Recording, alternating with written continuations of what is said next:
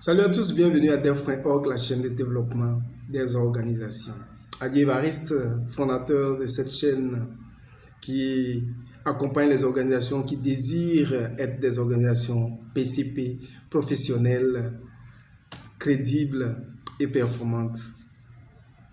Notre vidéo d'aujourd'hui va essentiellement porter sur l'évaluation des capacités organisationnelles. Donc l'évaluation des capacités de votre organisation, qui est un élément, un processus extrêmement important pour le développement de toute organisation.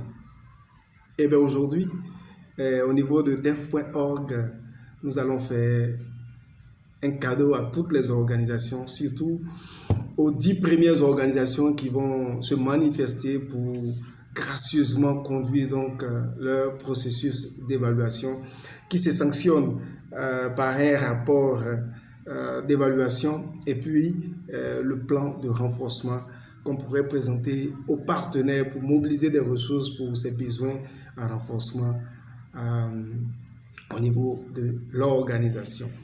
Donc, regardez la vidéo jusqu'à la fin. On va vous donner 3 bonnes raisons qui doivent vous booster à vous engager dans ce processus d'évaluation et 6 avantages pour vous d'évaluer les capacités de votre organisation. Regardez donc la vidéo jusqu'à la fin et abonnez-vous à la chaîne. Cliquez donc sur la cloche et ne ratez aucune vidéo de notre chaîne. Merci à vous. Alors, pourquoi évaluer les capacités de votre organisation?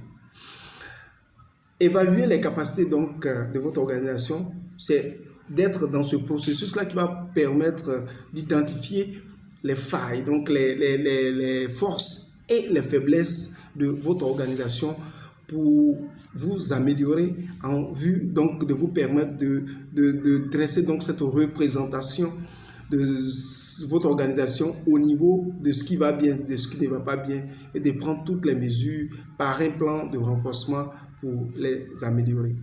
Très très important donc pour chaque organisation de se lancer dans ce processus. Donc pourquoi le faire alors? Aujourd'hui nous allons vous donner 3 bonnes raisons. La première raison c'est parce que c'est le moment. En ce moment nous sommes en train d'entrer dans le dernier trimestre donc, de l'année. C'est là où toutes les organisations, en tout cas les organisations PCP, s'arrêtent donc pour planifier. Et donc évaluer un peu ce qu'elles ont fait et pour planifier.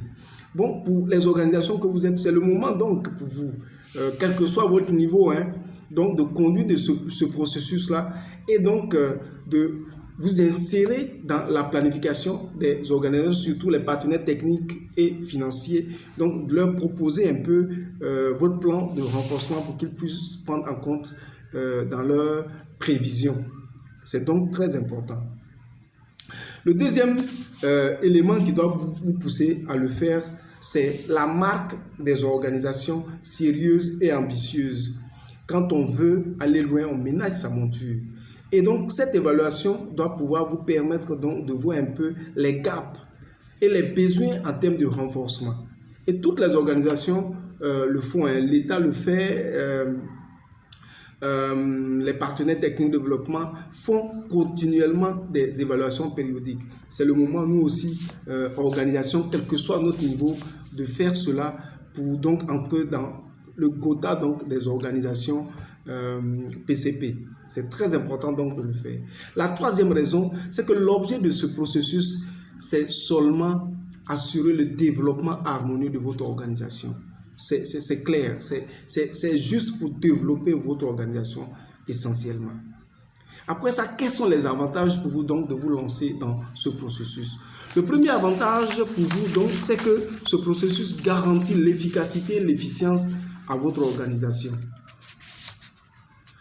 Le deuxième avantage, c'est que le partenaire technique et les partenaires financiers veulent travailler avec des organisations sérieuses, veulent travailler avec des organisations qui savent où elles vont, efficaces, efficientes. Donc, si à partir donc, de cette évaluation, ça vous garantit l'efficacité, c'est tout à fait normal que vous avez les armes nécessaires donc, pour aller vers ces organisations et entrer donc, dans leurs fichiers. Troisième avantage pour vous, donc, c'est de déterminer un peu vos systèmes, les structures, l'organisation qui doivent vous permettre aujourd'hui d'aller à la recherche des financements. Mais parce que les financements existent, mais si vous ne rentrez pas donc dans les lignes des financements parce que vous avez des gaps, vous avez des insuffisances par vos systèmes, par vos procédures, c'est compliqué. Donc vous décelez et puis vous rentrez. En plus, ce processus permet de découvrir le potentiel de l'organisation et les actifs de l'organisation, aussi les passifs qu'on doit corriger.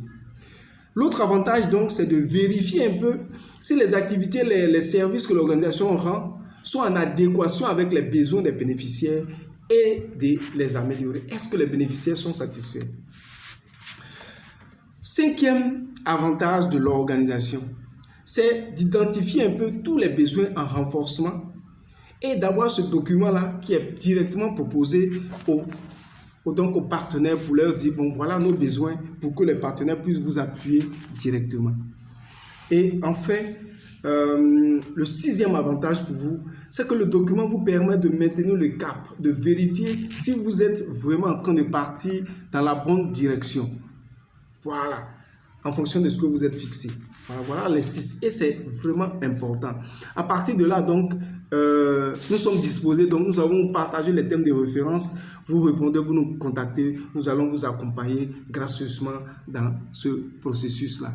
Allez jusqu'à la fin, on est disposé, contactez-nous et on va vous accompagner. Et ce sont les 10 premières organisations. Merci à vous et à la prochaine vidéo qui va parler essentiellement des renforcements de capacité. Merci à vous.